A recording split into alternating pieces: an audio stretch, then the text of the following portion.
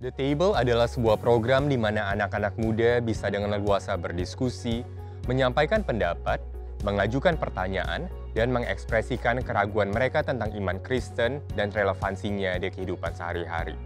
Di program ini, kita akan bahas hal-hal yang mungkin tidak bisa dibicarakan dengan bebas di luar sana. Mulai dari kekecewaan dengan gereja, pacaran beda agama, hingga pandangan Kristen mengenai praktik homoseksual dan mental health. Pertanyaan atau keraguan apa yang teman-teman ingin bagikan? Anyone can come to the table.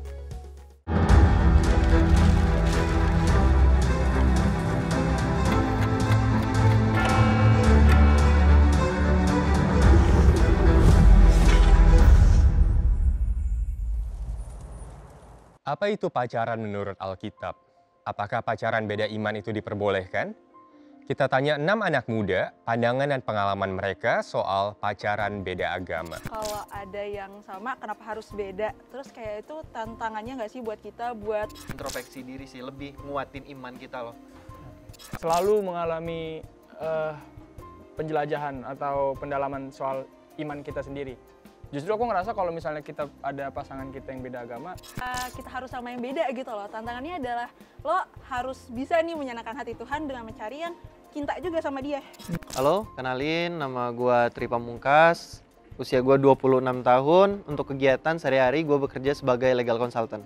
Halo, nama saya Brenda. Saya umur 25 tahun. Saya sekarang bekerja sebagai Clean Energy Policy and Financial Analyst. perkenalkan nama aku Pangeran Ringgit Marbun, umur aku sekarang 23 tahun. Aku seorang mahasiswa, kesibukan aku masih mengerjakan skripsi. Halo, nama saya Lastri Uliana, usia saya 27 tahun dan saya kerja di daerah kota, bagian administrasi. Nama gue Timothy, usianya 22 tahun, sekarang masih kuliah. Nama aku Kezia, umur aku 20, kegiatan aku sekarang kuliah aja sih. Deket doang. Pernah? Pernah. Enggak. Enggak sampai pacaran tapi pernah deket. Pernah? Enggak. Enggak. Enggak. Enggak. Awalnya pasti ada penolakan, cuman gimana caranya gue ngeyakinin aja ke keluarga, terkhusus untuk orang tua. Enggak. Orang tua sih nggak begitu peduli. Sayangnya aja. Enggak sih sebenarnya. Cinta kepada Tuhan iya, tapi untuk cinta ke manusianya enggak. Karena sangat disayangkan kalau mengorbankan Tuhan demi seorang manusia. Enggak. Ya karena kan balik lagi memang didikan dari awalnya dan memang nyamannya dari agama dari kecil. Jadi untuk kayak mempelajari sesuatu yang baru tuh kayaknya enggak. Enggak. Karena itu kayak egois aja gitu kan, kita harus mendahulukan Tuhan daripada manusia gitu. Tidak. Karena agama itu bukan karena orang. Pindah agama itu a big deal. It's values, kayak your pendirian, apa yang kamu percaya, that's a lot. You can't just rely on that for one person. Menurut aku etis ya. Menurut aku agama tuh petualangan, perjalanan seseorang. Jadi secara spiritual orang juga memilah ya. Mungkin kalau misalnya aku tahu atau pasangan aku pindah agama karena menjalin hubungan sama aku, ya mungkin berdasarkan spiritual dia seperti itu. Jadi menurut aku nggak ada sih untuk apakah itu etis atau enggak. Karena pemahaman soal agama itu seiring dengan berjalannya waktu, dia melihat mana yang dia rasa itu adalah bentuk bantuan ya dari yang Maha Kuasa, akhirnya mungkin dia bisa jadi pindah agama juga. Enggak. Ya masa lo lebih memilih orang yang cinta sama lo baru kenal nih, sedangkan ada yang cinta sama lo dari sebelum lo dibuat. Enggak. Karena ya kalau sepengalaman gue ya, pas gue dekat sama orang yang beda agama itu justru bikin gue makin dekat sama Tuhan, karena kayak gue melihat perbedaan suatu agama nih, malah gue harus lebih tahu tentang agama gue gitu. Menurut gue enggak, bahkan lebih mengintenskan diri, lebih mendekatkan diri kepada Tuhan dengan adanya pacaran beda agama. Iya. Karena kan memang sebenarnya di Alkitab dibilang memang terang dan gelap nggak bisa bersatu. Jadi akan terhambat kayak misalkan untuk ibadah, dari ibadah aja udah berbeda gitu. Takutnya nanti ke depannya beda juga. Enggak, karena Tuhan mengajarkan kasih ya buat aku. Jadi untuk menghambat kedekatan aku sama Tuhan, menurut aku enggak. Karena dengan aku beribadah dan aku tahu pasangan aku juga beribadah dengan caranya dia, sebenarnya itu adalah bentuk dari kasih dari masing-masing kita sih. Jadi bisa jadi rasa spiritual aku atau pemahaman aku dengan Tuhan bisa jadi lebih tinggi lagi karena aku tahu bahwa pasangan aku juga dekat dengan yang Maha Kuasa gitu. Most probably yes. Karena destinasinya beda. Your goal is different. Iya. Karena ya tadi maksudnya kalau udah beda, kan iman atau kepercayaan itu kan basic dari setiap tindakan kita. Kalau misalkan emang udah beda, dimana kalau berhubungan itu kan kita akan menjadi satu gitu. Nanti kalau misalkan emang ada dua keyakinan yang beda gitu, pasti bakal menghambat hubungan kita sama Tuhan kita juga. Begitu juga si pasangan kita ini gitu, dia akan beda, susah juga gitu. Mungkin ke orang yang hadepin ya sih, kalian bakalan ambil sikap apa ketika kalian pacaran beda agama? Enggak. Enggak. Kalau misalkan beda agama itu kan maksudnya kayak beda keyakinan. Kalau misalkan yakin sama-sama Protestan atau Katolik gitu, itu kan sama-sama yakin sama Tuhan Yesus. Apakah termasuk beda agama? Enggak. Pertanyaannya, sebenarnya pacaran beda agama tuh apakah sesuatu yang harus di stop di awal? Atau justru keputusan untuk mengetahui itu menjadi problem apa enggak di pertengahan? Jadi aku sebenarnya pertanyaannya di situ, apakah ketika kita memulai hubungan beda agama itu sudah di stop di awal? Atau sebenarnya dicoba dulu sampai akhirnya tahu?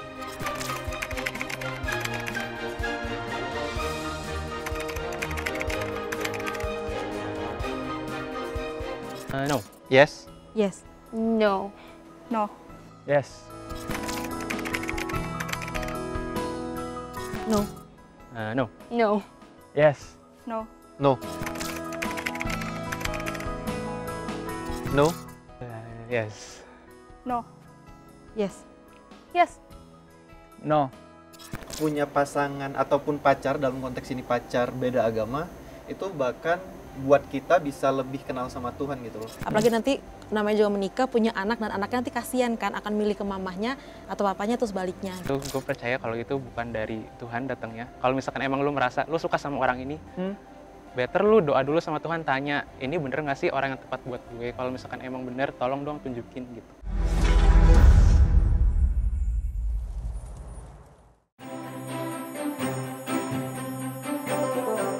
Di dalam Bible udah ada tulisannya jelas-jelas sih.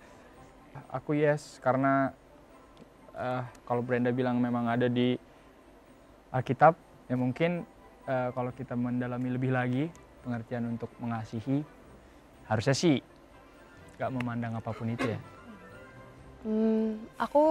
Menurut aku itu kayak kamu negotiation nggak sama Tuhan. Ya, bentuk usaha sih. Ya, negotiation untuk bisa. Jadi kamu negosiasi dengan Tuhan gitu. Ya kan kadang jalan kita nggak ada yang tahu. Mungkin jadi satu jalan juga, mungkin. No sih, soalnya kayak kalau ada yang sama, kenapa harus cari yang beda gitu? Karena lingkungan sih, karena kan kita ketemu nggak sama-sama yang seagama gitu. Dan apalagi lingkungan saya tuh banyakan tuh beda semua gitu. Jadi nggak menutup kemungkinan. Kalau gue sih yes ya. Kenapa enggak aja gitu. Dengan kita sebenarnya sih dengan kita punya pasangan ataupun pacar, dalam konteks ini pacar beda agama, itu bahkan buat kita bisa lebih kenal sama Tuhan gitu loh. Yes. Karena kayak kenapa sih pacar gua beda gitu loh. Enggak, karena kalau ada yang sama, kenapa harus beda? Terus kayak itu tantangannya nggak sih buat kita buat kenapa kita harus sama yang beda gitu loh. Tantangannya adalah lo harus bisa nih menyenangkan hati Tuhan dengan mencari yang cinta juga sama dia. Ya, sama kayak Kak Brenda tadi bilang, di Alkitab udah jelas dibilang kalau nggak seimbang dan sepadan itu nggak bisa bersatu, right? So, jadi kalau udah beda kepercayaan itu kayaknya udah nggak bisa sih. Ya kalau gua sih ya boleh-boleh aja gitu, setuju-setuju aja sama pacaran beda agama, karena ketika kita memiliki pasangan yang beda agama, kita bakalan lebih introspeksi diri sih, lebih nguatin iman kita loh. Lebih kenal sama Tuhan kita itu seperti apa. Jadi konteksnya jangan kita fokus ke pasangan kita, tapi ke Tuhan kitanya gitu loh. Kalau aku sih jadi nggak masalah. Ya enggak, pasti simple aja. Kalau udah nggak seiman gimana mau seamin gitu. Karena satu sisi juga orang tua emang kan salah satu aktif di gereja gitu, dan kita juga emang satu keluarga itu lumayan aktif di gereja, dan memang sudah ditekankan memang tidak boleh untuk yang namanya itu kan hal serius, apalagi nanti namanya juga menikah, punya anak, dan anaknya nanti kasihan kan akan milih ke mamahnya atau papanya terus baliknya gitu, itu akan jadi pertentangan banget nggak sih? Sama sih, tadi kalau pacaran aja udah nggak setuju, apalagi pernikahan lebih serius. Udah. Different mission, different goals, different values, udah nggak bakalan bisa. Sebenarnya menikah beda agama sesuatu yang itu kan sudah tahap final ya. Tadi kita sudah bahas di pacaran mengenal. Cuman kalau memang tadi aku juga nggak setuju kalau kita outputnya jadi posesif ya. Harus deal nih gitu. Kita harus lock nih. Itu udah lain lagi sih menurut aku. Jadi aku nggak setuju. Aku nggak setuju karena yang namanya pernikahan itu kita kayak harus menyatukan satu visi misi gitu nggak sih? Kalau ada yang udah beda aja, itu kayak susah banget gitu loh untuk menyatukan satu pikirannya gitu. Oh. Yes. Ya menghina Tuhan karena satu sisi kan emang udah beda agama ya gitu. Jadi ya emang gimana sih, kayak udah beda, kayak tadi juga balik lagi beda visi misi. Terus juga diajaran juga memang udah diajarkan memang tidak boleh terasama gelap bersatu. Jadi benar-benar yang kayak mengkhianati Tuhan sih, menduakan Tuhan jatuhnya sih. Sebenarnya mungkin apa kelirunya gini ya. Sebenarnya kita menjalin hubungan sama beda agama itu, menurut aku nggak setuju karena gini. Sebenarnya kan yang kita sebarkan kan kasih ya.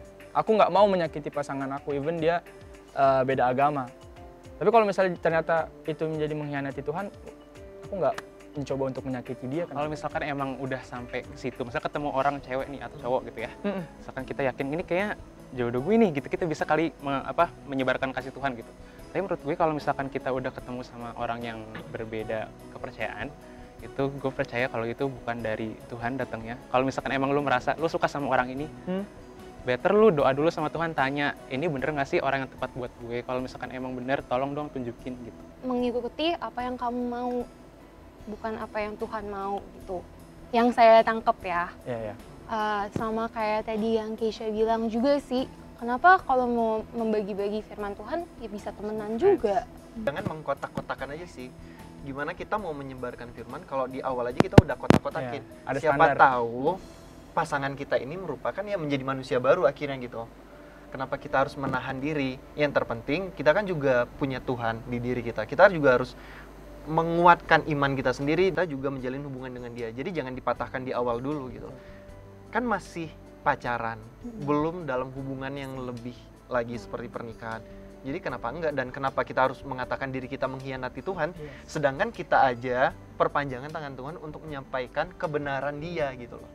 Kalau aku jujur aja no, walaupun tadi pas pertanyaan pacaran beda agama aku no juga. Karena menurut aku selagi lo belum ada hubungan yang lebih intim sama pasangan lo, itu kayak lo sama teman lo aja gitu loh. Menurut gue nggak nyakitin hati Tuhan sih.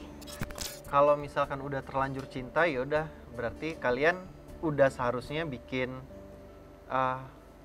waktu berapa lama yang kalian butuhin untuk sampai di titik ya udah kalian bakal memutuskannya gitu loh. Jadi dikasih space lah, waktu misalkan 1 tahun atau berapa tahun kalian sama-sama coba satuin keyakinan, apakah Tuhan mana sih yang menurut masing-masing pasangan ini, oh ya udahlah akhirnya aku memilih satu keyakinan ini gitu loh. Tapi kalau misalkan sampai di waktu itu dan kalian juga merasa oh udah kelamaan, ya udah lepas gitu. Untuk apa dipaksain? Karena kita nggak bisa maksain orang juga untuk pasangan kita untuk percaya atas keyakinan kita, tapi kasih waktu aja sih.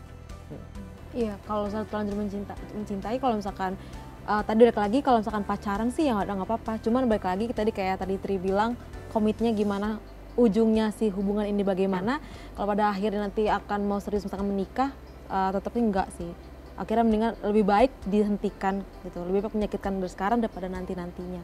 Karena kan kalau menikah apalagi nanti ke pernikahan kan bukan ke pribadi kita aja tapi kan ke banyak orang gitu kan, ke keluarga, ke siapapun akan sakitnya ngerasain. Kalau gue sih kalau misalkan emang terlanjur sayang itu menurut gue kayak tadi gue bilang, kalau misalkan lu terlalu cinta sama orang mungkin itu karena kemanusiaan lo aja gitu maksud gue. Kalau menurut Kedagingan lo Iya, ya. kedagingan lo aja, yes. Kalau gue sih kalau misalkan emang terlanjur sayang itu menurut gue kayak tadi gue bilang, kalau misalkan lu terlalu cinta sama orang mungkin itu karena kemanusiaan lo aja gitu maksud gue. Kalau menurut gue Kedagingan lo ya. iya, kedagingan lo aja, yes. Karena kita manusia aja gitu. Tapi kalau misalkan emang lu gue yakin kalau Tuhan itu akan menciptakan memberikan kita pasangan yang emang sepadan dan sesuai sama kita gitu. Kalau misalkan lo ketemu yang berbeda, mungkin ya itu bukan sesuatu yang Tuhan siapkan buat lo gitu. Menurut gue sih gitu. Iya, aku ngelihat kalau misalnya kita stop di awal, justru aku ngerasa kita menjengkali Tuhan kalau menurut aku. Jadi bahwa, oke, kemungkinan buruk terjadi, mungkin. Tapi kemungkinan baik juga kemungkinan terjadi dong. Dalam artian, bersama Tuhan harusnya tidak ada pesimistis. Karena kan jatuhnya gini, kalau misalnya aku memang sesayang itu sama Tuhan, aku juga yakin kalau aku nggak akan berpaling dari Tuhan. Justru aku akan menyebarkan firman Tuhan dengan salah satunya mungkin pasangan aku juga ikut mengenal Tuhan juga. Itu bukan masalah nyakitin hati Tuhan doang ya, tapi keluarga besar. Toxic. Dan iya sekelilingnya, iya malah jadi jatuhnya kayak toksik gitu nggak sih itu hubungan. Udah dibilang gini, tapi malah dilanjutin gitu Batu loh. banget ini. Enggak lah. Kenapa harus ngelanggar prinsip hidup? Maksudnya hidup kan kita yang ngejalanin ya. Ya berarti kita juga tuh yang apa ya, memegang prinsip itu, lo mau atau enggak gitu loh. Cuma kalau gue emang enggak untuk pacaran beda agama. Pengalaman gue pribadi yang pernah pacaran juga beda agama lebih membuat gue mengenal Tuhan. Gue lebih mencari Tuhan gue itu siapa gitu loh. Kalau misalkan gue pindah ataupun dia pindah, kenapa kami harus pindah gitu loh. Jadi gue mulai lagi balik ke ketika gue lahir, kenapa sih agama gue ini. Kalau misalkan gue lahir dari keluarga yang agama berbeda, berarti saat ini gue di agama itu gitu loh.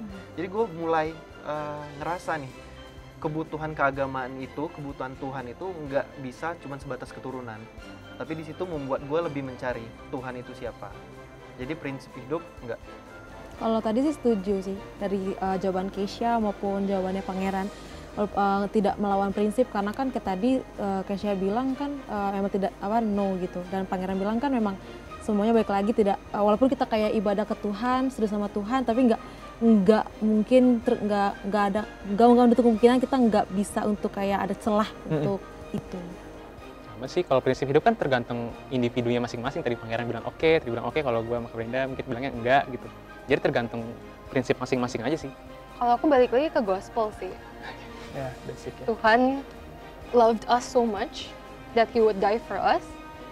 I want to do good because I want to love Him. Not because I want to be a good person. Because I want to do what's right for Him. Prinsip hidup tadi yang Keisha bilang kan mungkin secara personal ya. Tapi mungkin kita juga melekat bahwa prinsip kita sebagai anak Tuhan. Jadi kalau buat aku melanggar prinsip hidup, ya aku lebih setuju ke Keisha. Dalam artian prinsip hidup di sini tuh diartikan bahwa sebagai pribadi ya. Tapi bagaimana agama kita melekat di kita, menurut aku itu nggak melanggar prinsip itu sih. Karena tadi poinnya mencoba, bukan untuk langsung take untuk final. Kita harus bahas dua hal. Pertama, apa itu pacaran menurut Alkitab? Kedua, apakah pacaran beda iman itu diperbolehkan? Pertama, Alkitab tidak mengenal konsep pacaran. Pacaran adalah konsep budaya. Ini bukan berarti kita tidak boleh pacaran, tapi kita harus melihat pacaran dari sudut pandang Alkitab. Sebagai orang Kristen, kita percaya kalau Alkitab harus membentuk budaya kita, bukan Alkitab yang menyesuaikan dengan budaya kita. Alkitab adalah otoritas utama orang Kristen, bukan budaya. Lalu, prinsip Alkitab apa yang bisa kita aplikasikan ke pacaran? Alkitab memandang semua hubungan eksklusif dengan lawan jenis memiliki satu tujuan, pernikahan. Pernikahan adalah salah satu institusi hubungan eksklusif antara lawan jenis yang Tuhan sendiri ciptakan. Berawal dari Adam dan Hawa di Taman Eden, konsep pernikahan untuk memenuhi mandat budaya untuk beranak cucu, bertambah banyak, dan memenuhi bumi adalah satu institusi yang sakral yang Tuhan ciptakan. Karenanya, semua pemahaman budaya soal hubungan sejenis ini harus mengikuti desain Alkitab untuk pernikahan. Apa implikasinya buat kita? Sebagai orang Kristen, kita masuk dalam hubungan pacaran dengan tujuan yang jelas, yaitu pernikahan. Memang tidak semua pacaran harus berakhir dengan pernikahan. Tapi setiap hubungan pacaran orang Kristen harus melihat pernikahan sebagai tujuan yang jelas. Jika kita tidak siap menikah atau tidak memiliki tujuan untuk menikah, lebih baik jangan pacaran. Pernikahan adalah institusi kudus yang Tuhan ciptakan. Surat Efesus menggambarkan pernikahan sebagai gambaran hubungan Yesus dan gerejanya. Jika kita memasuki hubungan eksklusif dengan lawan jenis tanpa mempedulikan betapa sakralnya Tuhan menggambarkan pernikahan, maka kita gagal untuk memenuhi gambar dan rupa Allah itu. Kedua, apakah pacaran beda agama itu diperbolehkan? Kalau pacaran adalah hubungan yang merujuk kita pada pernikahan, maka pertanyaan lebih dalamnya adalah, bolehkah orang Kristen menikah dengan yang berbeda keyakinan? Jawabannya tidak ideal. Kecuali kalau salah satu pasangan menjadi Kristen setelah mereka menikah, maka hubungan pernikahan itu harus tetap dijalani. Surat Kolose mengatakan kalau segala sesuatu termasuk pernikahan diciptakan untuk satu tujuan, yaitu memuliakan Tuhan. Jika pasangan suami dan istri berbeda agama, bagaimana tujuan ini bisa dicapai? Bagaimana hubungan itu bisa mempermuliakan Tuhan? Sisi lain yang harus kita lihat, Tuhan dipermuliakan ketika kita menjadi semakin serupa dan segambar dengan Kristus. Dengan demikian, kita harus sadar kalau hubungan eksklusif dengan lawan jenis itu ada, bukan cuma untuk membuat kita bahagia, bukan cuma buat kita merasa nyaman, tapi buat kita menjadi semakin serupa dan segambar dengan Kristus. Lewat gesekan dalam hubungan itu dan lewat aplikasi Injil dalam hubungan itu, kita dikuduskan untuk menjadi semakin serupa dan segambar dengan Kristus. Nah, kalau hubungan kita tidak didasarkan dengan tujuan dengan Tuhan yang sama, bagaimana hubungan itu bisa menguduskan? Poin terakhir yang harus kita renungkan, orang Kristen adalah orang-orang yang benar-benar sudah diubahkan oleh Tuhan. Cara berpikirnya berbeda, tujuan hidupnya berbeda, nilai-nilai hidupnya berbeda. Bisakah orang Kristen sejati yang cara pikir, tujuan hidup, dan nilai hidupnya berbeda menemukan kecocokan dengan orang yang berbeda agama yang memiliki cara pikir, tujuan hidup, dan nilai hidup yang berbeda? Jawaban untuk pertanyaan hari ini kembali lagi ke bagaimana kita melihat identitas kita sebagai orang Kristen dan apa yang menjadi tujuan hidup kita sebagai orang Kristen. Akankah kita sebagai orang Kristen sejati bisa menerima tanpa pergumulan hubungan eksklusif berbeda iman?